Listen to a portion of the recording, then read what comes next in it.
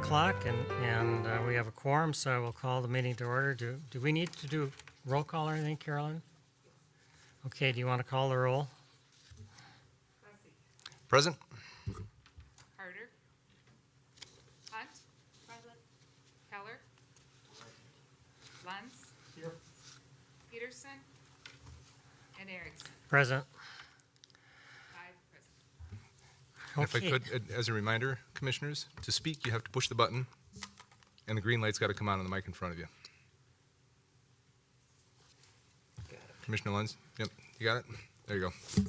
Just a reminder. Well, we've got a fairly long agenda today, and this is unfortunately also our last meeting that we're going to have with Shane here. So we'll have to reserve some time at the end so that we can appropriately thank him or roast him or do something. At any rate, the first item on the agenda is the approval of minutes for June 2nd, 2022. In your package, I would entertain a motion for their approval. So moved. Motion made by Commissioner Keller. Do we have a second? Second. Second by Commissioner Hunt. Any additions or corrections? Not all in favor, please signal by saying aye. Aye. Aye. Opposed? Motion carries 5-0. The next item then is the HRA and Port Authority assessment. Shane, is your swan song, or are you going to talk about how your job would have changed?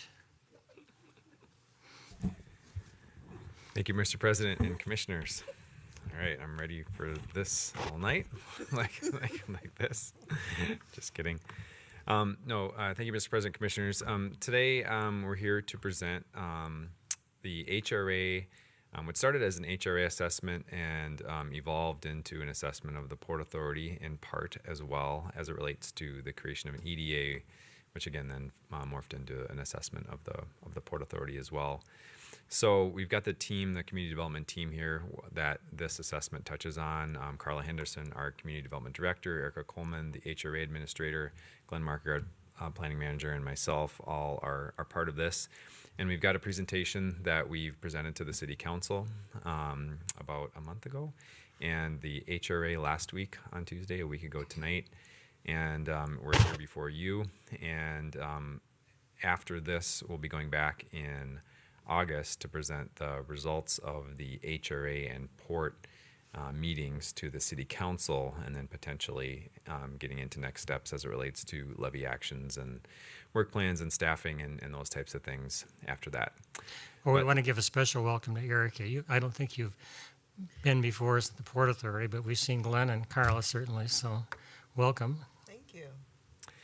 And yeah, so this first part will I'll pass it to Carla, and she'll go through, and you'll hear from Erica and myself and Glenn, and we'll move through this deck, and then of course questions.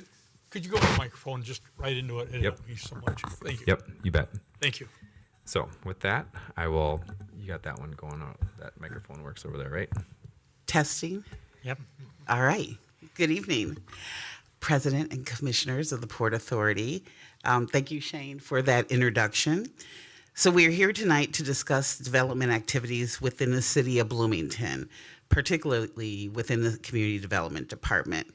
We believe that our department strives to provide professional, prompt, and predictable service. What began as an assessment of the HRA in terms of what current resources are being used to deliver its mission and whether the HRA is meeting all the development needs for the city of Bloomington quickly turned to the Opportunity Housing Ordinance, where we explored all of its complexities, where that work is currently sitting, and where it belongs. When we looked at the Port Authority and then their work in South Loop, and then we asked ourselves, what would it mean to supersize their capacity across the entire city landscape, including creative placemaking into the neighborhoods? We also asked if the city should explore the creation of an EDA. How do we better serve our small businesses through attraction, retention, and expansion? How do we focus on neighborhood commercial nodes? Tonight, we want to share with and discuss with you the recommendations that came out of the assessment of the HRA, turned into an assessment of the Port Authority by an outside consultant, and was later tweaked by staff. We sincerely believe that what we are proposing aligns with our mission of cultivating an enduring and remarkable community where people want to be. It also aligns with our core values that transformation will come through collective courage and the willingness to take risks. And everyone benefits when there is equitable access to opportunity. And before Excuse me, Carla, I'm just going to note for the record that Commissioner Carter has arrived. Excellent. And so Shane did introduce the team. I did want to add that when we did take this current proposal, we have tweaked this since we presented before City Council because they were sharp in a lot of the questions, and we wanted to make sure that we addressed the questions that they had. And when we did take this presentation last week to the HRA, it was voted 4-0 to support the recommendations from the assessment and as presented by the HRA administrator. So I'm going to kick it over to Erica Coleman. Thank you, Carla. Hi. And Eric, I love your name, obviously, so Thank you. I've been called Eric for many years, I've been called Eric as well. among other things. Thank you. So hello, I'm Erica Coleman, the HRA administrator, and in November 2020 is when I started with the city of Bloomington. At that time, it was in the midst of a global pandemic, and we didn't actually know what we were going to look forward to into the future. And so it became evident during that pandemic that it was exacerbated the need to focus on housing navigation assistance, people experiencing homelessness and housing instability, as well as homeowner preservation, in addition to the current work of the HRA, which is rental assistance and creation of ownership opportunities and housing opportunities. So in March of 2021, I brought forward recommendations to the HRA board, and the HRA board did pass a strategic plan. That strategic plan was adopted to align with the city's strategic priorities and identifies work along the whole housing continuum, from outside unsheltered homelessness to market rate homes and everything in between, with a focus on operational efficiency. The HRA has actually existed for 51 years, just 10 years longer than you all have. And the purpose is to serve the Bloomington community. However, the community has continued to grow in population and diversity. Therefore, an assessment conducted by an outside consultant was needed to determine if the HRA's mission and purpose have shifted over the years, how current resources are being used to deliver its mission, and whether the HRA is meeting all the development needs outside of the South Loop for the city of Bloomington. So in November 2021, Kirsten Chatfield LLC was selected, and Kirsten Chatfield actually specializes in the facilitation and implementation of commercial, industrial, and mixed-use development and redevelopment projects for public and private organizations. So overall, Kirsten Chatfield LLC has worked with 50 cities, 10 counties, and 35 companies to meet their development objectives, and specializes in economic development project implementation, tax increment financing, economic development authorities, loan and grant programs, and redevelopment assistance.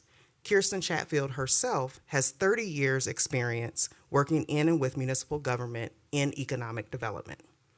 So in May of 2022, the Hra Assessment Report was finalized to address the overall questions of if the HRA's mission and purpose have shifted over the years, how current resources are being used to deliver its mission, and whether the HRA is meeting all the development needs of the city of Bloomington, as well as if there is a need to create an economic development authority. So through the assessment, how data was collected was over 30 documents were examined. There were interviews held with HRA staff. Interviews were held to evaluate how the HRA interacts with other city divisions and departments, and interviews held with HRA and Port Authority board members. The assessment brought forward 5 areas for improvement: systems, programs, staffing levels, area of operation, and the use of outside consulting services. The key takeaways from the HRA assessment was that there is not a standard to track program impacts, staff involvement, or returns on investment, that Black, Indigenous, people of color, and seniors are our fastest growing populations, yet they're the most underserved. Homeownership programs were limited in scope, And there's primarily a focus on housing and not commercial nodes and needs with the HRA. In addition to this, there is a vacant position of the HRA analyst that left a gap in redevelopment and economic development work throughout the city. That the Opportunity Housing Ordinance involves multiple divisions, yet it is not held in any primary division. That public assistance is absorbed by the city and HRA and not the development community. There have been missed development opportunities, and there's a need to review general counsel services and how they are used throughout the organization. So the recommendations that are bringing forward are, one, to focus the HRA's mission towards the continuum of housing and less on redevelopment. This means that the HRA would focus on housing projects about 20 units or less. The number is not just a precise number. It can change. The focus here is missing middle housing. Then to consolidate the majority of multifamily and commercial redevelopment and business and economic development into the Port Authority. And so a little bit of background on the HRA is that the HRA is statutorily created with the direct charges of providing a sufficient supply of adequate, safe, and sanitary dwellings to protect the health, safety, morals, and welfare of the citizens of Bloomington. We can do this through clearing and redeveloping blighted areas, performing duties according to the comprehensive plans, remedy the shortage of housing for low and moderate income residents in particular, as well as redevelop areas in situations in which private enterprise would not act without government participation or subsidies. And so I've mentioned the housing continuum, and so I'd like to show this, this visual to see what the housing continuum is. And as you can see, homelessness, emergency shelter, transitional housing, community housing, affordable rental, affordable homeownership, market value rental, and market value homes. The HRA literally has programs that work along every last area of this continuum. And so what I'm proposing is that we continue to work along every last area of this continuum, but we play up to our strengths as a housing and redevelopment authority of focusing on the people within the built environment. To expound on that, what I mean by that is in each area, there would be either an expansion and or new things added. So in homelessness, housing instability, which is the first few sections of that continuum, we would expand our navigation services and outreach, and we would expand to housing needs. Housing needs is very broad for people of all different walks of life along the spectrum of homelessness and housing instability. Under affordable rental, we would keep everything the way we have it with support and or recommendations in the multifamily development finance, but we would add concurrent Port and HRA meetings on a as-needed basis. In affordable homeownership, we currently do rental homes for future home buyers, which is a path to homeownership, a program with land trust, and nonprofit single-family development, which we would be looking to expand as I talk about more focus on that housing continuum and the strengths of the HRA. The market value home and preservation items, we will continue with our very successful home improvement loan programs, our biennial housing fair. We would expand on energy improvements. This is definitely a priority of city leadership, of all our boards and commissions, energy sustainability. We will continue with our foreclosure prevention partnerships, and as well as expanding down payment assistance. Again, offering more of those opportunities to create affordable homeownership options, but also just allowing people to get into homeownership in Bloomington. Yes, sir. Just a quick question. Under affordable rental, you've got concurrent meetings. You mean joint meetings, huh? Yes, sure. Concurrent, joint. Yeah, I just want to be sure that's what you're saying. We have to open each meeting, so they're technically concurrent. Yeah. Because the HRA board would need to open their meeting with their chair, and the Port Authority would need to open your meeting with your chair. Just like with the, okay. Yeah, I think it's very similar to what we do with the city council, so. I just want to be clear. Yeah, no. And you're thinking maybe a couple times a year or something to do that, or you just don't? I mean, one of the things that it just struck me looking through this is this is a plan, like any plan, and I've been through lots of reorganizations and do things, and you put your list of things down that you want to do, and then you get in and start doing it, and you find, well, we need to tweak this and we need to tweak that. And so, I mean, I think this whole thing, at least as I look at it, is something it's going to be very much a learning, growing thing as we go through the next several years. But Shane? Thank you, Mr. President, Commissioners. Commissioner Lunds, on the joint and concurrent thing, I know Melissa's here, and I know her ears perked up when those words were mentioned. Officially, they're concurrent meetings. The Port Authority meets, and the City Council meets, or the HRA meets.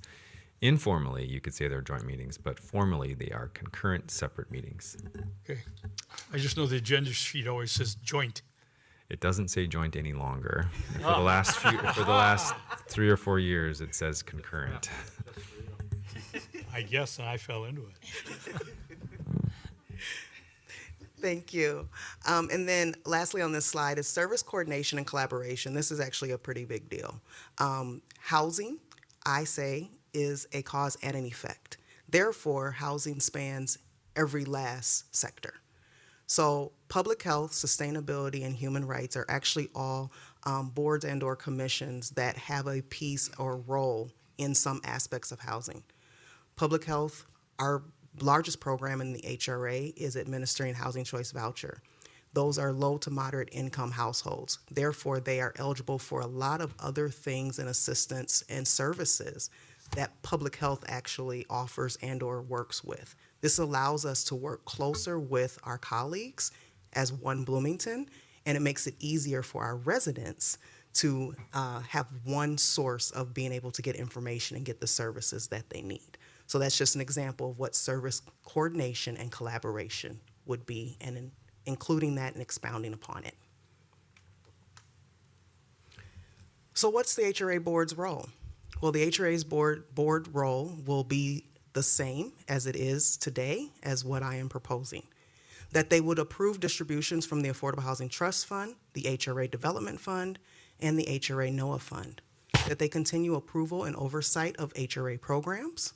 They continue approval and oversight of the HRA budget. They continue authorization of acquisition and disposition of HRA-owned property.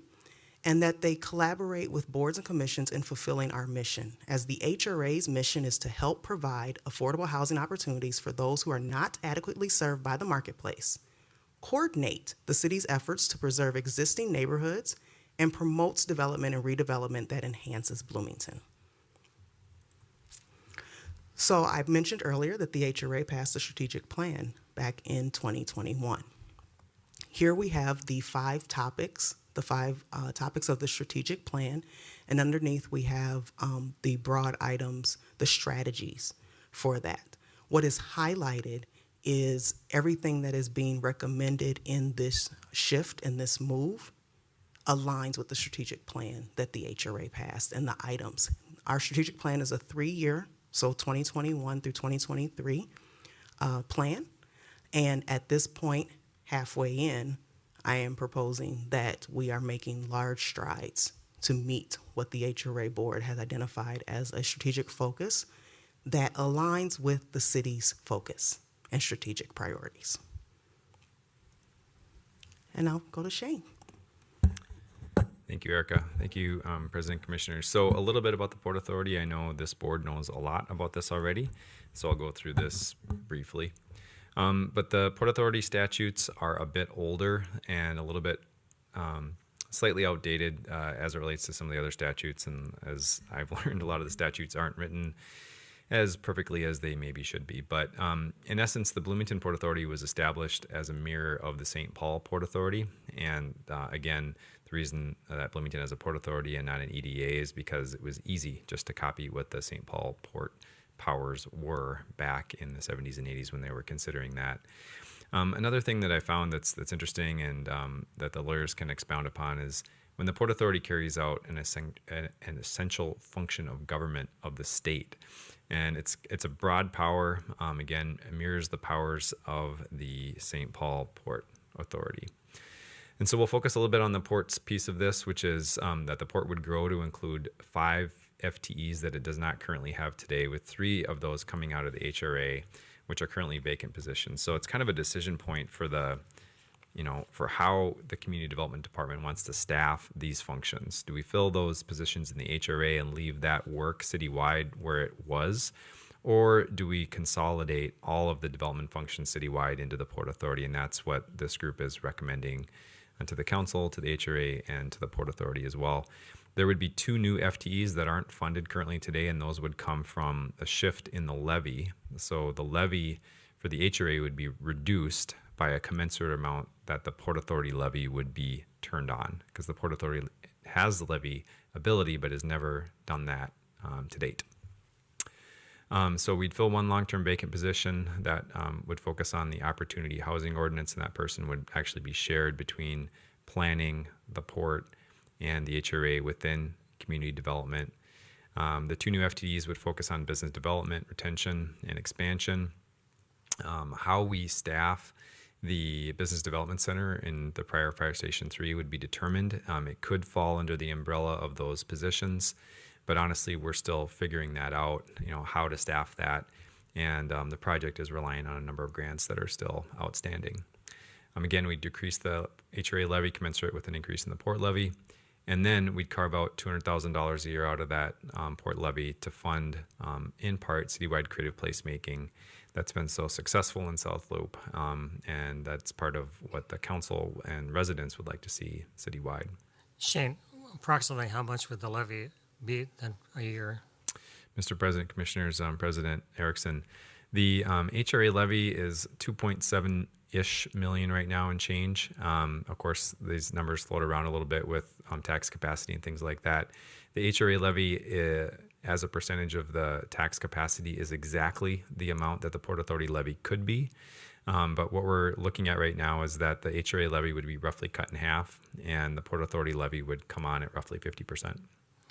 So 1.4-ish million. So this would be incremental funding in one sense, not in another sense, but then we would continue as we've been doing now, taking the 10% administrative that we can take off of the TIF and the other sources and continue to use that on projects.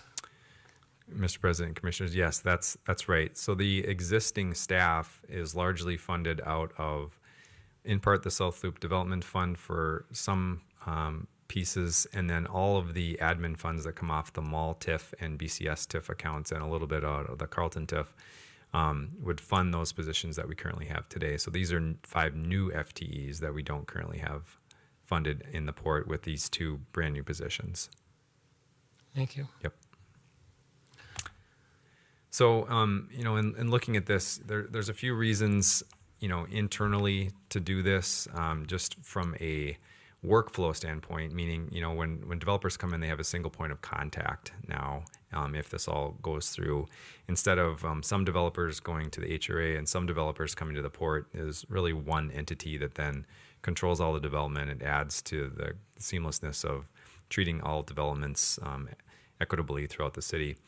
And then this slide is a Venn diagram that we created after the council. It was one that we were going to create, and then the council was like, we want a Venn diagram. So here's the Venn diagram. This is really what the statutes say that the HRA can do and what the port can do.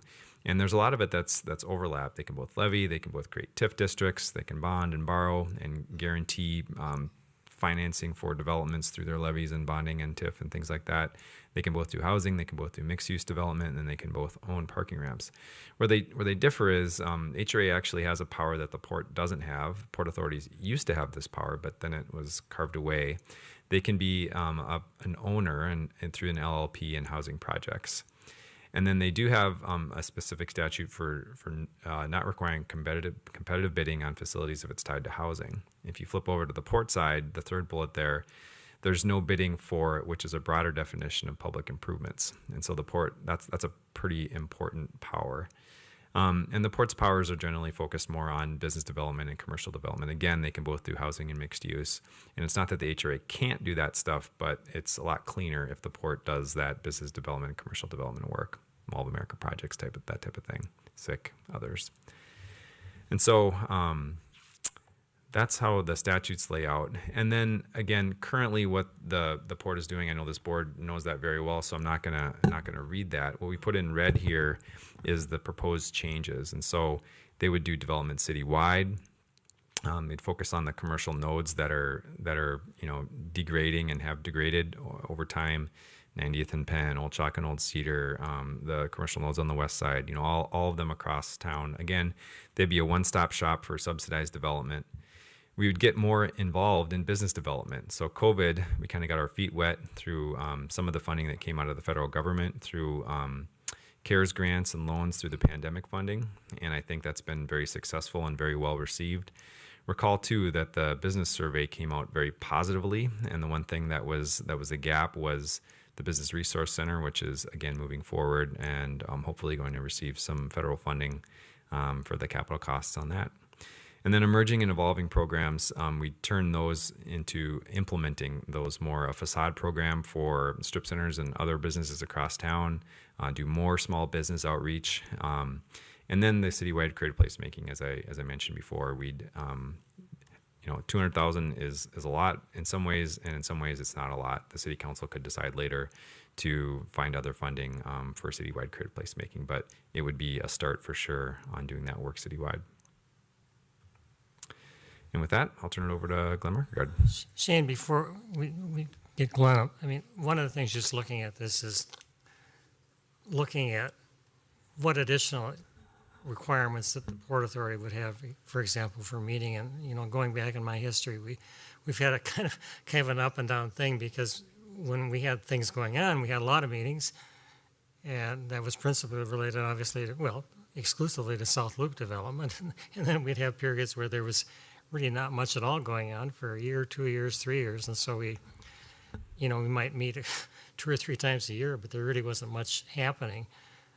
I guess what this would do, if you're looking at other nodes and things, is you probably would have a more regular agenda, because you're going to be looking at a lot of other issues and things, but it would be balanced within that kind of thing. And I'm sure you've given thought to that, how that would work out, obviously, in working through. But Mr. President, Commissioners, I think that's exactly right. I mean, to put it, I was going to maybe sum this up at the end, but maybe it's a good time to just do that now too.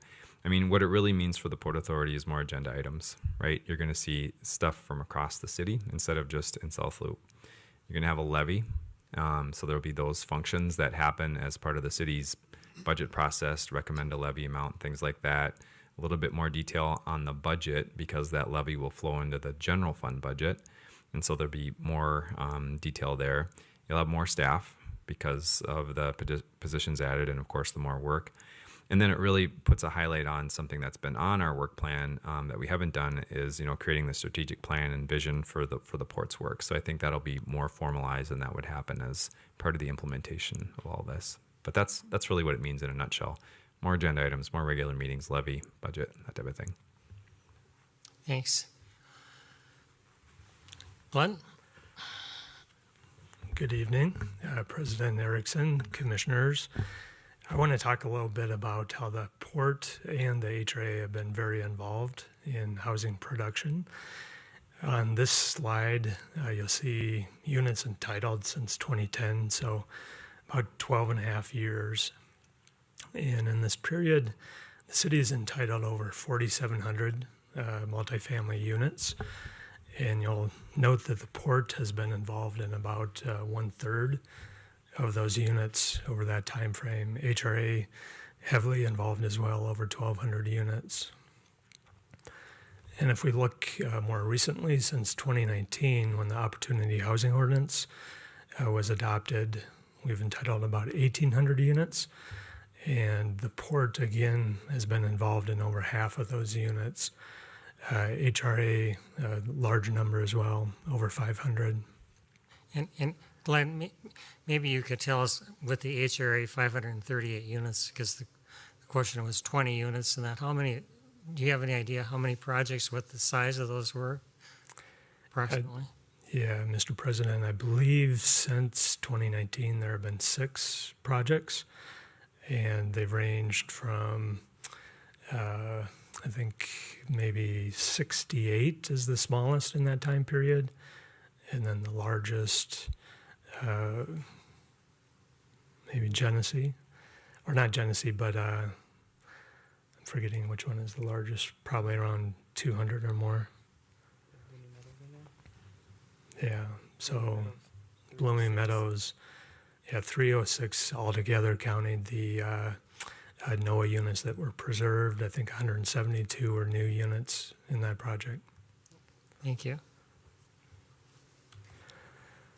So in terms of affordability, both boards have been very involved in promoting affordability.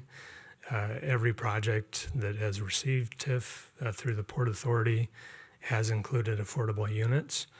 And with the HRA, a high level of involvement as well. Every project except for one did include affordability. That exception is the Genesee Apartments in Penn American. So if we look at actual units that have opened over the years, you'll see a big change starting in 2019, both in terms of overall production and in terms of affordability. The yellow portions of these bars are affordable units, and you can see it's a night and day difference before and after the Opportunity Housing Ordinance was adopted in 2019. So Bloomington's been very successful at addressing the city's affordable housing goals. The Metropolitan Council assigns every city in the region a 10-year goal. And for Bloomington, our 2021 to 2030 goal is 842 affordable units. Bloomington has entitled 655 affordable units. So that's about 77% of the 10-year goal in just a year and a half, because that's 2021 and half of 2022. If you look at the income bands, it tells a little bit of a different story. The 60% AMI band, there the goal is 151 units. Bloomington has entitled 444, so well over the 10-year goal in that short time period. 50% AMI units, very good progress. We're still below our 10-year goal. And then the 30% AMI units, which are by far the hardest to address, that's where we have the most opportunity to continue to work on that. You'll see that we've entitled 33 units, and the 10-year goal is 445. So the Opportunity Housing Ordinance, or OHO, involves a lot of behind-the-scenes effort, and certainly a lot of board and city council effort as well. These are all the duties that go into administering the Opportunity Housing Ordinance. And it really spans a lot of divisions and departments. So from HRA, Port Authority, Planning Division, but also the legal department, finance department are heavily involved. So there's a lot of work that goes into it, and fortunately we do have an existing position in place that's already funded that can serve those OHO coordination duties. One of the recommendations of the assessment before you this evening is to fill that very important position. That position really becomes the face of the Opportunity Housing Ordinance, both in front of council and boards, but also with developers and the community. So we recognize that this is a position that really spans multiple divisions, and we're estimating roughly 50% of the time would be spent within Port Authority.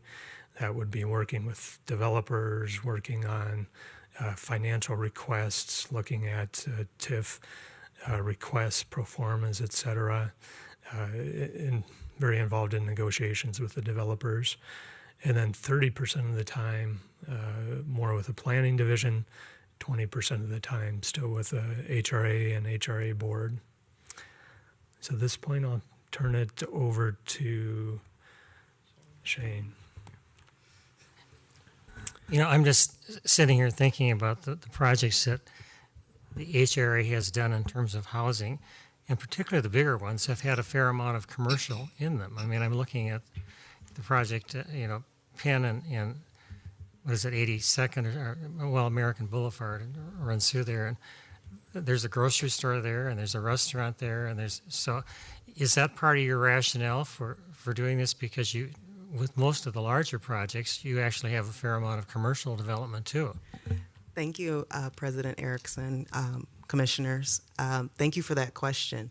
Yes, because how it has previously been in the HRA prior to my joining the city is that those projects were really the focus and the project of the administrator. And so Penn American has taken many years to get done. And we would like to meet the needs of the city of Bloomington and the residents and the requests of the city council and the boards a lot quicker than 5 to 7 years for a project. Thank you.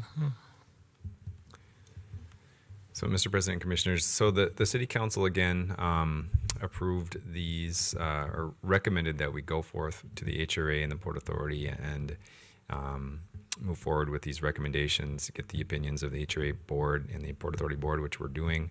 And again, we'll go back to the City Council in August, and then again move forward with the work to do the levies if the Port Board tonight recommends moving forward, and the City Council ultimately has that decision in August. So again, the City Council voted unanimously to move forward with these recommendations. HRA Board did a week ago tonight, and again, this is the 5 bullets that we're asking the board to point us in this direction, and we've gone through these in detail. But we'd be happy to answer more detailed questions, but it's recommended tonight that the Port Authority Board motion to support the staff recommendations as listed with these 5 bullets. That's included on pages 6 and 7 of your agenda. So with So, that, Port Authority questions, comments? Quick question. Is this going to raise significantly the potential issue of tying funds from one source to one activity where there's limitations on that? Does that make sense? Dedicated funding, that sort of thing. Mr. President, Commissioners, Commissioner Keller. So I think what you're asking, and correct me if I'm wrong, is if the port levy is turned on, are there areas or ways that we can spend that money that have restrictions? Sort of generically, more broadly than that. Yeah. Just perhaps I'm crazy. From time to time, we've been constrained to do. And it just seems to me if we're making this kind of a shift that we'd have more situations that we would have to be a little bit more careful about than we've had in the past in that regard. Is that valid? The way that these levies work, be it the city levy, the HRA levy, and the Port Authority levy, you have to comply with what the statute says you can do. But again, going back to this Venn diagram overlap slide, with the Port Authority levy, your powers are very broad. And the ways that you can spend that money are many and encompass housing and mixed use, commercial, business development. The powers that the port has are very broad. The one thing that the port has, or port doesn't have, that the HRA does, again, is to own housing projects. That's the one kicker. But if we ever wanted to do that, the larger we, city, HRA, and port, if those boards ever wanted to do a housing project where we did own housing, that's where those concurrent meetings come in, and you grab that power of the HRA and loop them in on a project to utilize that power. Commissioner Hunt? The 20 unit. Sorry, thank you. The 20 unit. The rationale on that, I mean, you just don't see those buildings, particularly of late. Thank you for the question, Commissioner. So I will say every board and or council has asked this question. And so that's why I'm chuckling just a little bit. Because I come from housing and I work in housing, and I was trying to focus on the missing middle. Missing middle housing would be townhomes or double bungalows, fourplexes, eightplexes. the housing that you don't see a lot, but also does provide for a higher level of option for affordability. And so there's a need that as the HRA, we need to be able to focus on it so you can actually see it. And so I put 20 to quantify missing middle, but it doesn't have to be 20 units. Usually tax credit doesn't step in until it's at least 60 units or more. So it's really just looking at is there land in the city that could be redeveloped that may have encumbrances on them, and being able to focus on that and provide for, there might be an opportunity to do 3 units. 3 units is better than that vacant land sitting there and people didn't have housing. So that's really where the 20 came from, was me trying to quantify and give you an idea of focusing on more of the single family attached housing or the smaller multifamily housing. So let me ask just a theoretical question then on that. Let's say that there was a 100-unit apartment unit proposed that had no commercial in it, but it was something that you needed some subsidy because the land cost, or you wanted to get down to the 30% limit or something. Is that something then that the HRA probably would take the lead on as opposed to the Port Authority? Thank you for the question. So what that is with us uniting and being able to use the port levy, we would make that decision. We could either work together because we would have staff that are shared amongst all the divisions, or we can say that you'll take the lead, Port Authority, or HRA, you'll take the lead. However, we can have the concurrent meetings, we would still go to the boards, and we would just work together as one Bloomington. Mr. President and Commissioners, the Port Authority wouldn't have to pull the HRA in statutorily, but there's certainly a desire on the HRA board, and we heard that loud and clear last week, that the HRA wants to be involved. But there's no statutory reason that you would have to do that. But this, again, comes with those concurrent meetings. The HRA wants to be involved in housing redevelopment. And financially, the HRA does have some existing cash balances, which are going to come in handy for the development work that, again, the 3 boards are going to want to pursue. Well, what I was trying to address was whether it's a hard 20 or something else. I mean, again, I think this is something that you get into, that you look at it, and what I look at you're trying to do is to really focus. I mean, if we look at Bloomington, given the age of the city, a lot of our housing stock needs a lot more attention. And it's just something that we're going to have to be focusing more in time and effort on. We've also had, I work through our Rotary Club with the Stripe Forum at Kennedy and Jefferson, and we've got a lot of kids there because we got a lot of retail, and a lot of those wages aren't fantastic. And so we have a need to house people, and again, it's just a matter of dealing with these things on a proactive basis. But one of the concepts that I like about what you're talking about doing here is I've become a firm believer in campus master planning, starting at the University of Minnesota, which didn't have a plan, and things that just kind of end up here and there, and all of a sudden somebody pounds their fist and want a building, and boom, you got it. They don't look at circulation and stuff. And the same thing happened when I was on the Minnesota State College and University Board. Again, you have to look at these things, and it's not a straitjacket. It's just saying, all right, if we want to develop this node, take 98th and Nicollet or something.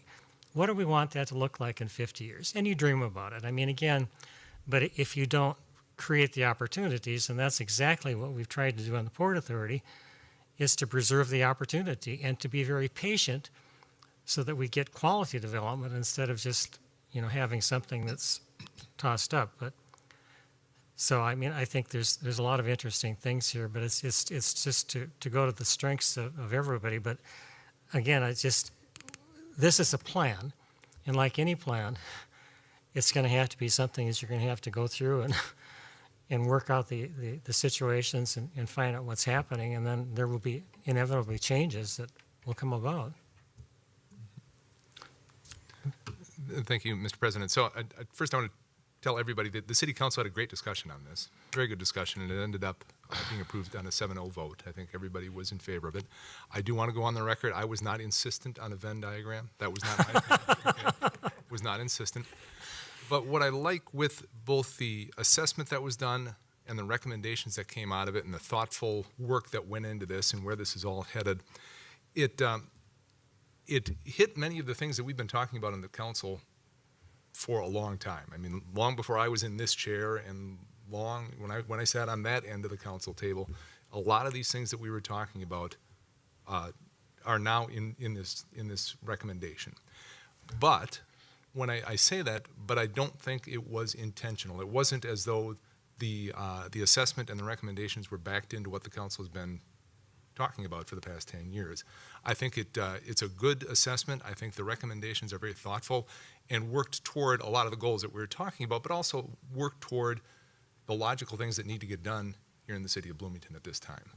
And so, I mean, I commend the folks who worked on this, commend the staff for putting the thought into this and trying to figure our way to this that is both logical. Yes, it hits the council ideas and recommendations, but as you said, Carla, at the start of it, that it fits with our long-term strategic plan also. And it's always nice when plans come together and it starts to make sense, and you see that it's not just the seven of us, it's not just the staff, it's not just the folks in this building. This is kind of a vision that people recognize as what we need to do if we're going to move forward as a community. So I'm strongly in favor of this. I think it's a good direction to head. I'm excited to see where it lands and excited to see that the work that's going to be able to be done. Commissioner Hunt? A quick question. I do like the centralized approach for developers, people coming in, and versus trying to figure out, well, do I go to the HRA? Do I go to POR? Where do I go? So I like that. But I did hear you say cash, Shane. So why would I ask that, right? But are there any restrictions on anything, funding sources or anything like that that could be problematic or that we need to be aware of? Mr. President, Commissioners, Commissioner Hunt. So again, I think what you're talking about is the HRA does have some cash that can be used for these projects. And again, as long as it complies with the statute. And so that needs a legal review, but most of the types of projects that we're talking about here, you know, housing and mixed use development on the commercial nodes around town are not going to be your SIC projects, for example. Now that would have to clearly come from the port levy. But the majority of this work that we're talking about, focusing on commercial nodes and so on, there would be no issues with that. And these levy dollars on the port side are very flexible. Okay, thank you. Other questions, comments? Commissioner Lentz? Hi. Glenn, maybe you can comment on this too. I was just kind of wondering how many projects in the last 10 years in Bloomington have been 20 units or less, because I don't see them if they're there, but I'm sure there are a few here and there. Yeah, President Erickson, Commissioner Lenz. Yeah, there's been one that's of the 15-unit variety that was approved at townhome development since 2010. Other than that, there have been scattering of two-family dwellings and single-family dwellings throughout the city. So when Erica talks about the missing middle, it's missing in Bloomington as well. If you go farther back in time, we did have more in that size band, you know, going back 10, 20 years before that. Being a real estate guy, my feeling is the 20 is too low. It needs to be higher than that. The other thing too, and I think there are good parts of this, certainly, but the essence of what's happening here is taking HRA and evolving it, turning it, converting it, whatever you want. And public housing agency is not the right term, but all forms of housing that have some type of public assistance to them. Isn't that what's happening here? Because any market rate housing doesn't sound like it's going to be going for the HRA if this is adopted. I can answer that. Thank you for the question. Simple answer, no, that's not what's happening here. So there is our program that the HRA has a contract with HUD that we administer housing choice vouchers. That's one program. The HRA actually does administer the home improvement loans. Those home improvement loans go to market rate properties. Right. The foreclosure prevention assistance goes to market rate properties. We actually purchase, so HRA acquires and disposes of land that builds market rate properties. Down payment assistance would go to market rate properties. Down payment assistance does not mean that the property is necessarily affordable. It means that the household that was able to purchase it was able to get just over that threshold to be able to purchase that property. And so what we are proposing here does not change and say that the HRA only works in subsidized housing. I referenced the HUD contract because we have a contract that falls under Public Housing Authority. But the HRA owned properties, as Shane mentioned, that we can own housing, we own 41 single-family scattered site properties throughout the city of Bloomington that we rent out, and between 2 different programs. 20 of those was public housing that we converted in 2013 to be a project-based program. So I say all that to say we are not taking that away from the HRA.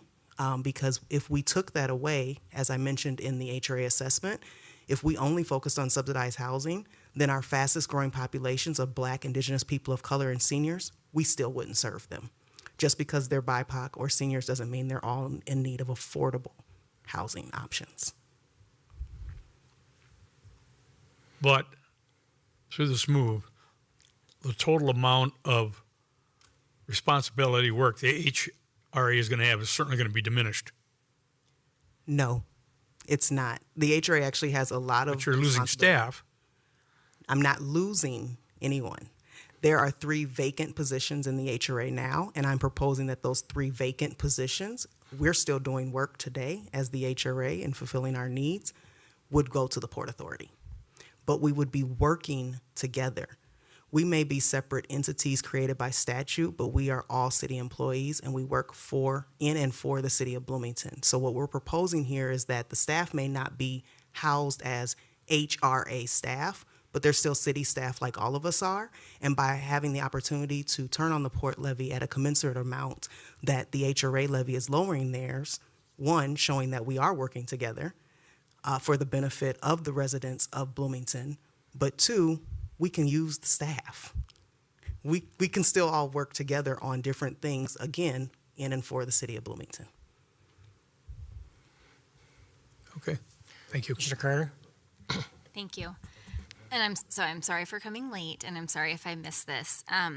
One of the things that we talked about in the city council presentation was the fact that currently in the HRA, we probably, I don't want to say over-rely, but we have to use outside consultants to help facilitate these deals through. And with this approach, it would shift to having more staff managing those processes, right? And I'm wondering if that is even relevant to the question just asked, but I'm wondering if you could talk a little bit more about that piece of it, because I don't think I heard it.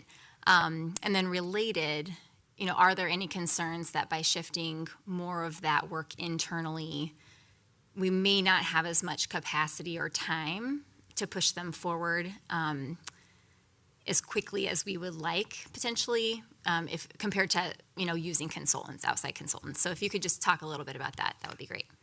Thank you. I can start, and then my colleagues can join in.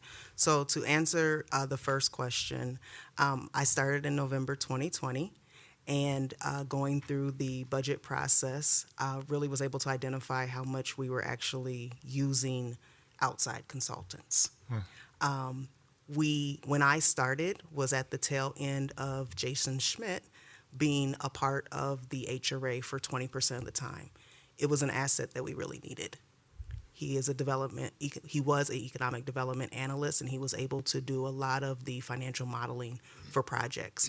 When we did not have Jason to fill that role, we went to outside consultants, and we used them heavily, very heavily. So one of the things is that as we look at fiscal responsibility, and we look at where funding is being spent, and we look at what the tasks are and the goals are, we took a step back and identified again that in the assessment, it was the how staff was broken up and systems. In evaluating how staff is broken up in those systems, we are addressing how we're spending funding and time on outside consultants, and can that work that the Port Authority is already doing for all the projects that you have done. You were doing it in-house with your staff and less use of outside consultants. whereas the HRA was doing more use of outside consultants.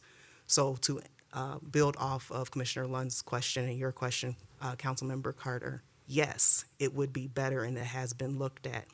We are proposing these 5 bullet points here, but that doesn't mean that the other things in the background that impact this work are not being looked at and reviewed and restructured to meet all of the needs.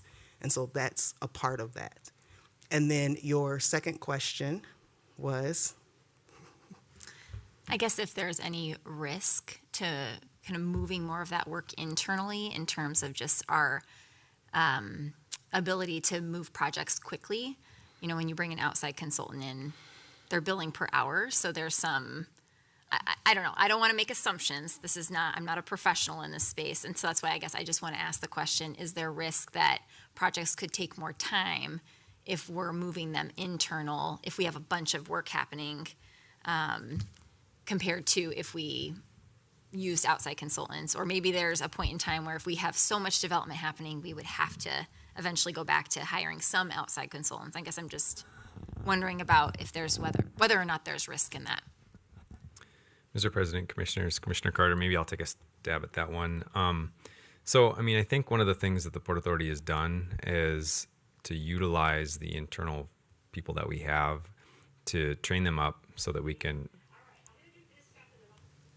respond more quickly to those asks. Yes, consultants, especially when you pressure them, they'll do the work quickly.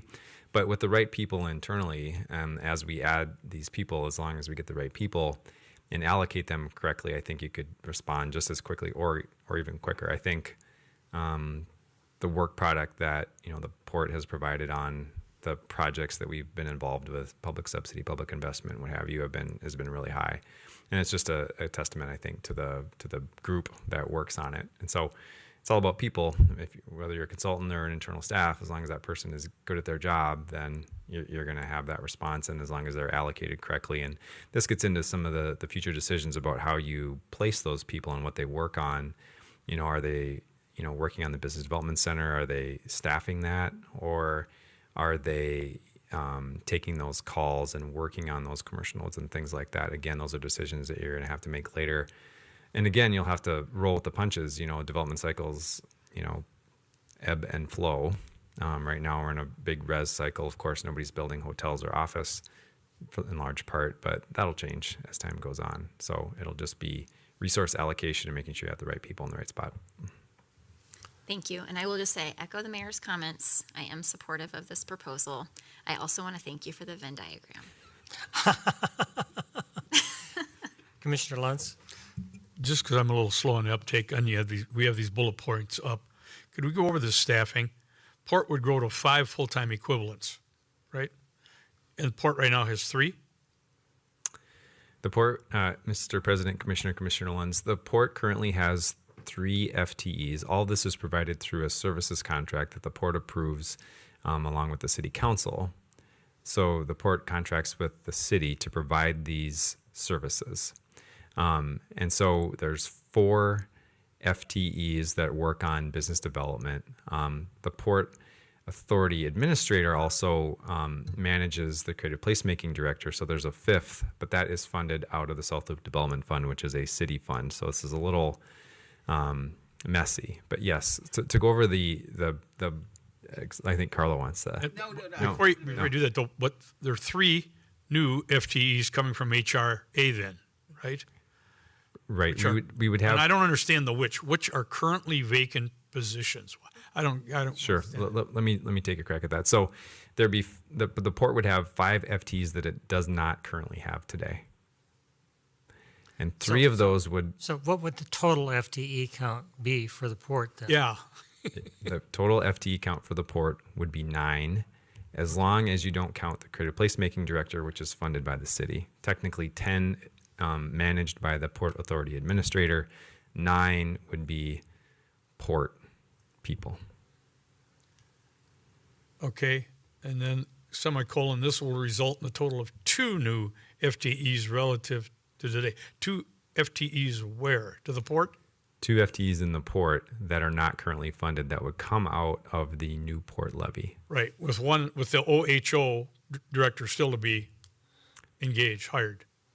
With the OHO person within the 5 FTEs coming over from the HRA.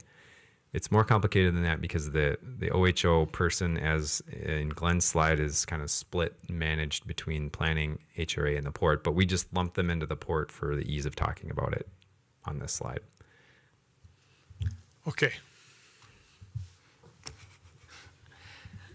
Okay. Commissioner Hahn? I gotta say, coming from a corporate background, and y'all must do this really well because you've got this one. Well, this is mine. I want them on my project, and you want them on your project. So, hey, and you know what I'm talking about. Yes. So, kudos if y'all can effectively manage that, and evidently have over the years. So, Yeah. You know, I think there's one other thing with having staff there. If you're hiring consultants, you don't often get the same consultant at the same time. So you've got this pick-up, put-down time for all of them. And one of the things that we know with all of our projects is the lead time, even if you're doing it as rapidly as you can, is long. So that it's really important to have that memory of these things. And I know in what's happened is Jason has specialized in some projects, and Shane, you in some, and Becky has done, other ones, and she's worked a lot with the McGough stuff. So, I mean, again, we've had kind of a specialization, so they all, and we do have one position that we fought for very hard that isn't filled yet. So that's one of the things so we have 3 currently, right? Plus one more that's authorized. Yes, Mr. President. That new position is filled through the promotion of Jason to the assistant administrator, and we're trying to backfill that opening that was All right. left by Well, we're very happy that we've got Jason backfilled or filled up or whatever. Commissioner Luntz? I'm still not getting it. If HRA is eliminating, shrinking 3 positions. Yes. I asked you, HRA is getting smaller. You said no. So are you adding 3 then in some other area? Thank you for coming back to the question, Commissioner. So there are 3 vacant positions in the HRA right now. 3 people have left since I've started, and I have not backfilled those positions. The work of the HRA along that housing continuum, all those positions are staffed. Every last one of those positions are staffed. So when you ask me, is the HRA getting smaller? I'm saying no. But what you're asking is, by people, will you have a less number? Yes, we will. But again, the work is done and being taken care of. However, the 3 positions that would go to the Port Authority to really fill for the expansion of business, resource, and development, of the multifamily and commercial development, of creative placemaking citywide, we are not precluded from being able to work with that staff. So we're taking it from having this invisible barrier to removing the barrier and working together for all of Bloomington. So does that answer your question better?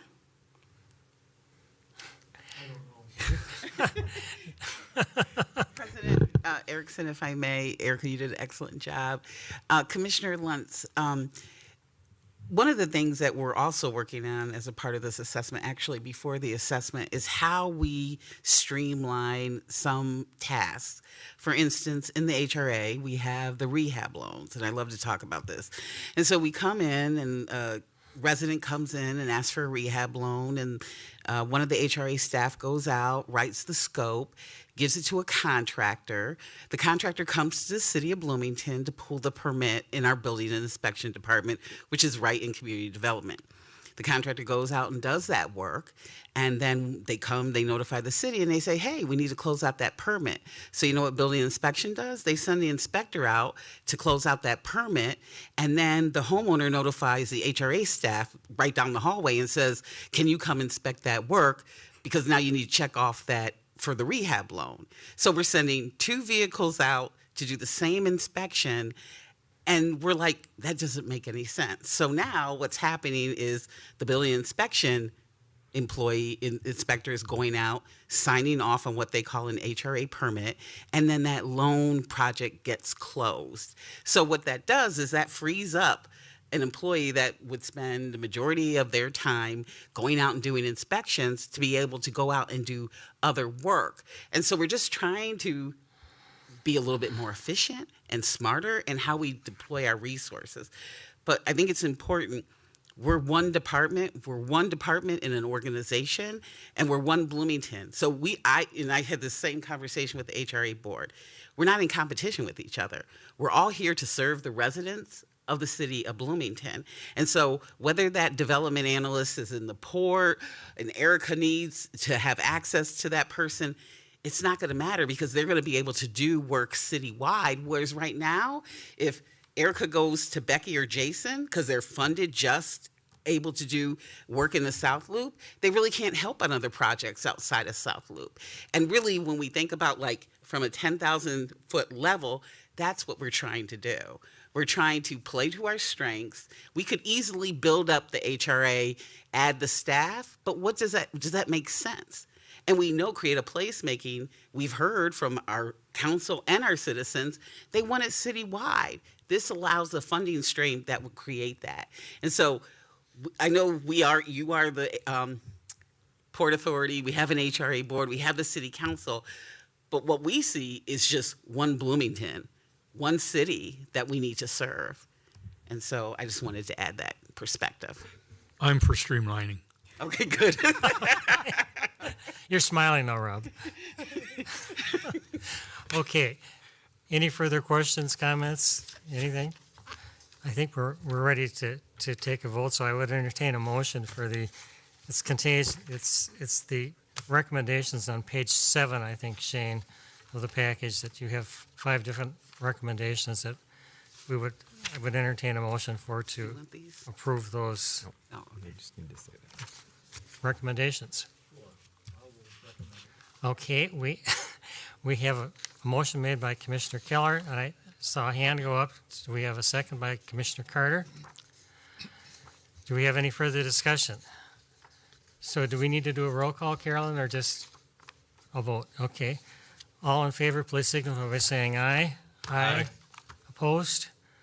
Motion carries 6-0. Thank you very much. It was a very nice presentation. And I'm just, what we have to do, we've got to figure out something we can keep Shane, whatever, but. Okay, well, the next item on the agenda then is Mall of America counted value. Shane, are you going to talk to that? Or I see Lori's here. Lori, are you going to talk? Yeah, I always have loved Lori's name, Economy Fuller. I thought there's nothing better for a chief financial officer than economy, so. Thank you, Mr. President. Is that a stage name? No, it's actually a Greek name. So my grandfather came over in the early 1914, and the last name was Economo, and it got changed at Ellis Island. So economy sounds better these days. Before the commission is the Mall of America counted value consideration for your approval. Over the last, I would say, several years, the mall submitted their counted value worksheets for us. We, between Becky Schindler, myself, and Redpath and Company, we had several questions. The mall has had to dig through and go through a lot of dusty bins and find a lot of documents to move them back and forth to give us the appropriate and support documents for this amount. It's a huge amount to be adding, but it's a lot of counted value for all the improvements for 1C, the parking, wayfinding, those type of things. So before you is certificates in the amount of $341 million for you to approve, and that will give us counted value in the proportionate pieces where we're looking at in the future. So, But it's my understanding that this is simply creating capacity for future payments to them, so this doesn't move any money or anything now. That is correct, Mr. President. So when they come to us with another project, they're going to say they're entitled to so much because of the counted value.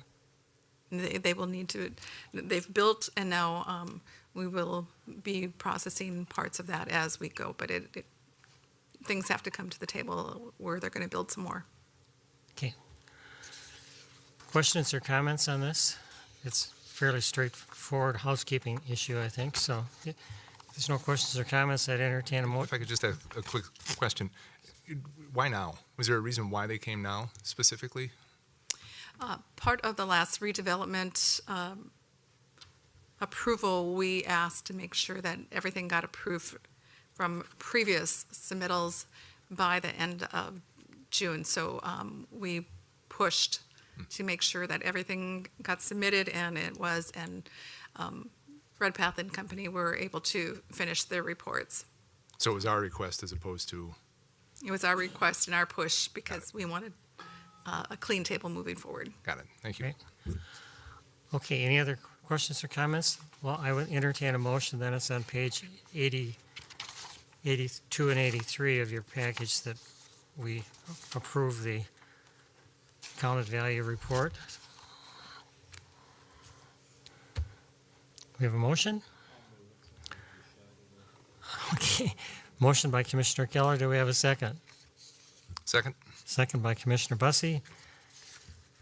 Any additional questions or comments? If not, all in favor, please signify by saying aye. Aye. Opposed? Motion carried 6-0. Thank you, Mr. President and Commission. Thank you very much.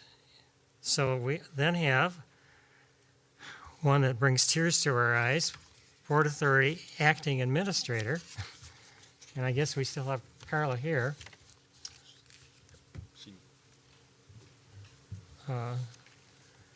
So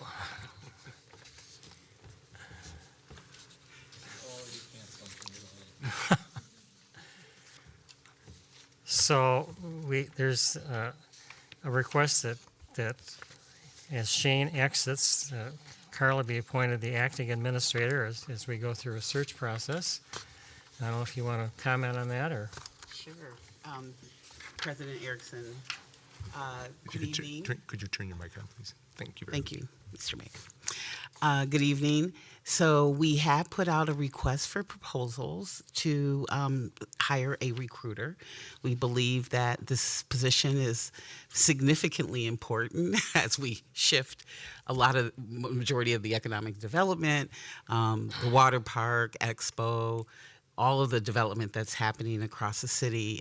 So in conversations with our city manager, we decided that we would obtain the services of a recruiter.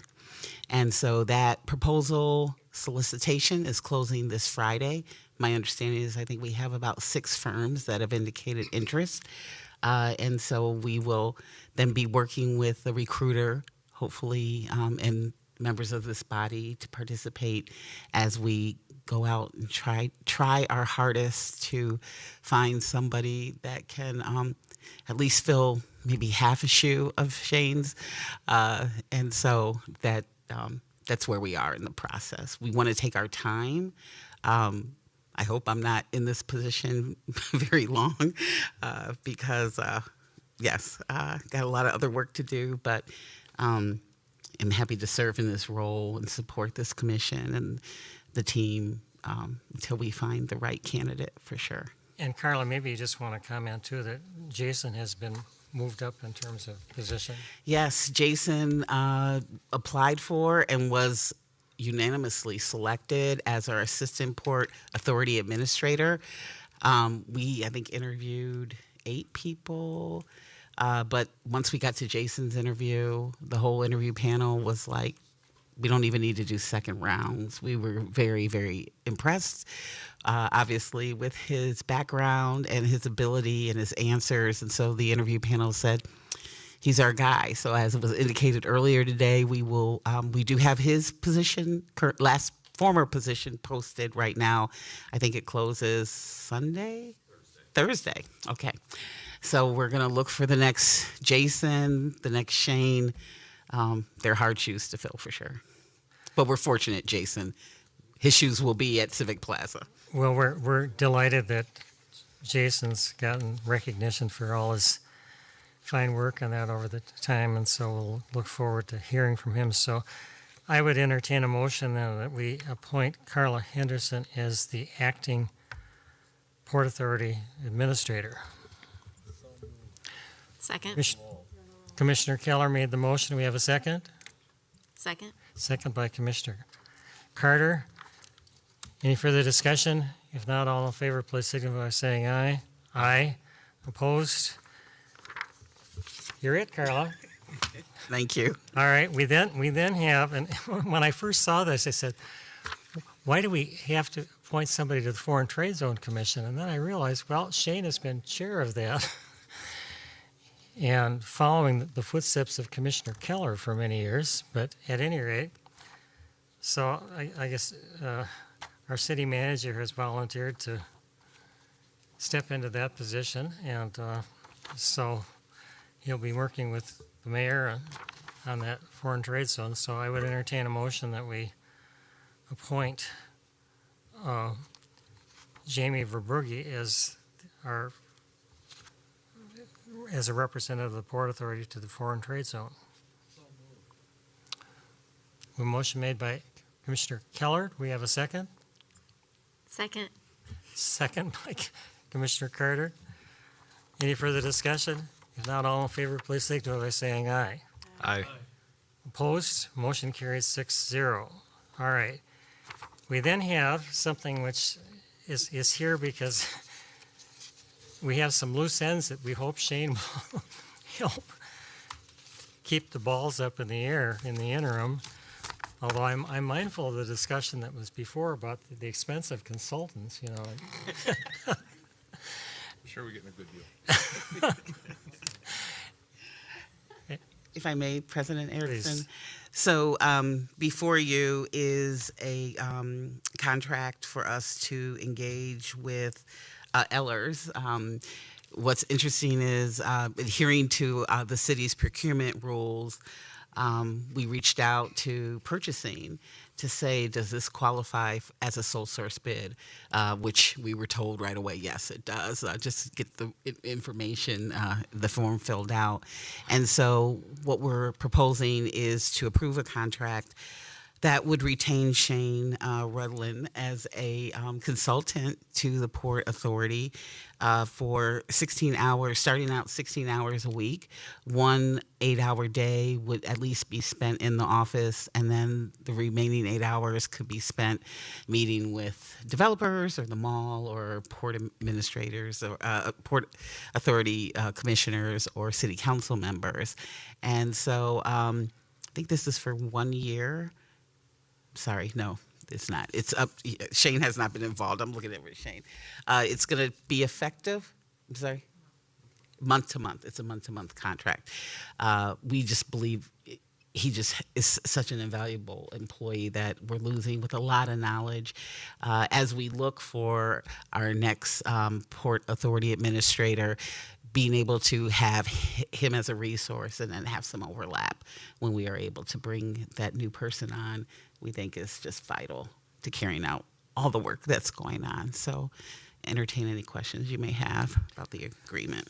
Well, just a comment. I mean, having worked closely with Shane and all the things, I think far more than most people are aware, he's involved in so many different things. The potential with the World's Fair and potential with obviously all the things with the mall and stuff. And we can get into talking about all the things he's done for us in a minute. But I mean, I think this really makes so much sense to have a smooth transition on this and have him available to answer questions and things and stuff. So if there's no, happy to have a discussion. Otherwise, I'd entertain a motion that for. You're really on a roll, Commissioner Keller. All right. So we have a motion made and seconded. Is there any further discussion? If not, all in favor, please signal by saying aye. Aye. Opposed? Motion carries 6-0. And then there's one other item that I talked to Carolyn yesterday, and I think you have all gotten copies of a resolution that they drafted, and you know, I'm looking at this. This is pretty short. When we think about all the things that Shane has done, I could probably have a resolution that would be 15 pages long. And I mean, again, it has been an absolute delight the last 11 years to spend time working with Shane and to watch him grow. I mean, who would have thought the engineer would become one of the city's lobbyists? But you know, I think one of the hallmarks of Shane is his integrity. We've been very fortunate over the period of time with our Port Authority administrators, because Clark Arneson told you like it was, and sometimes you didn't like necessarily what you heard, but you knew what you were getting, and Shane has continued. We had Jill Hiltmarker in between that, and she too, but again, I think that we've been so fortunate to have this continuity. And as I told Shane when he called me and was telling me he was going to make this move, I said, well, I'm happy for you and sad for Bloomington. But, I mean, Shane epitomizes public servants and what they do, and they don't get the credit that they deserve in so many cases. You know, many times if you're in a public job like that, if you're doing your job, they may say thank you after 20 years, but if you screw up, you know, you're front and center in the newspapers and everything else. And so I don't think we've had many situations where, I mean, Shane's talked to the press a lot, but his comments were well received, very professional, and I guess I just have to relate to it, and the mayor can also relate to this. Just over the last 2 or 3 years, when we went through these horrendous issues with the pandemic and the mall needing lots of time and attention and there was plenty of emotion involved, because we were dealing with big money, big things, big issues, and Shane was so professional in that whole process, as he's always been, and kept the dialogue open, and we kept talking, and you know, I think in large part because of the efforts that Shane made with Kurt Hagan and others, we're back to a place where we've gone a long way toward reestablishing that important credibility that is so critical when we deal with these major issues. But it takes somebody like Shane who's just talking. So I'll read this resolution, and I'm sure, Mayor, you may want to comment on others, but it says, whereas Shane Rudling has always been mindful of the interests of the city of Bloomington and has worked tirelessly to advance the development plans of the city, and more specifically the South Loop District, and whereas Shane has provided outstanding leadership and guidance to the Port Authority Board, City Council, staff, development and community groups, and the citizens of Bloomington, whereas Shane Rudling faithfully and with honor and integrity and great distinction served as the Port Authority Administrator of the City of Bloomington, and now therefore be it resolved by the Port Authority of the City of Bloomington, the board formally acknowledges and extends its appreciation to Shane Rudling for his 25 years service to the city of Bloomington. I mean, it's outstanding. So I would Here. I would entertain that motion. I don't know. So move. We got. Who's going to? That as his neighbor lives across the street. Who's going to second it? Does he take care of his yard? Commissioner Hunt. Okay. I do. All right. Well, let's vote on this, and then we can have some other comments. So all in favor of the motion, please signify by saying aye. Aye. Opposed? Passed unanimously, Shane. Anybody else want to comment, Mayor? I would be happy to. So in my career, there have been 2 times where I've sat in my office and got news that somebody was leaving, and I literally started yelling out loud with, "No!" And Shane, you were the second one. So just so you know, and you're in good company with the first person that did that too.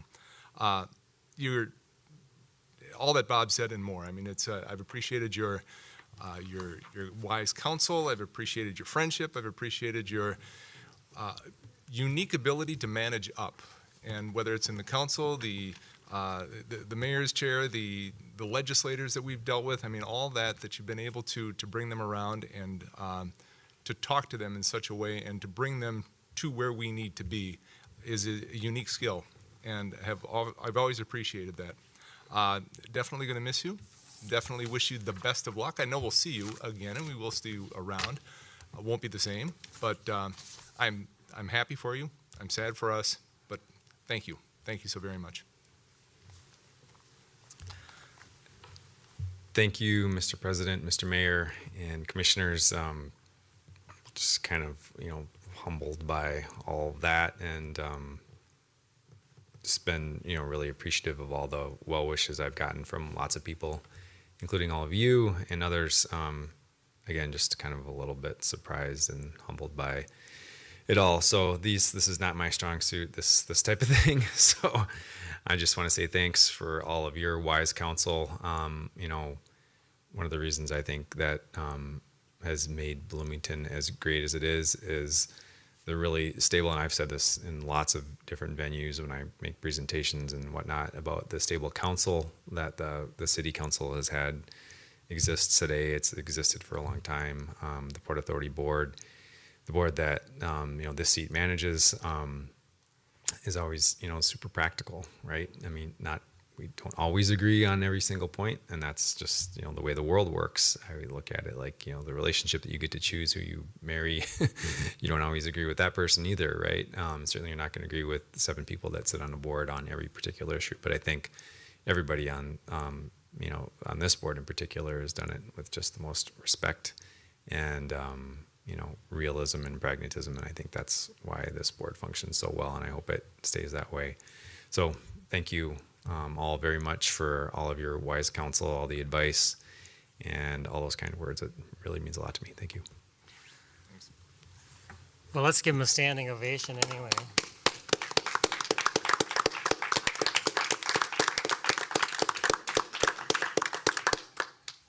Okay, we have any other business to come before us? If not, I think we can adjourn.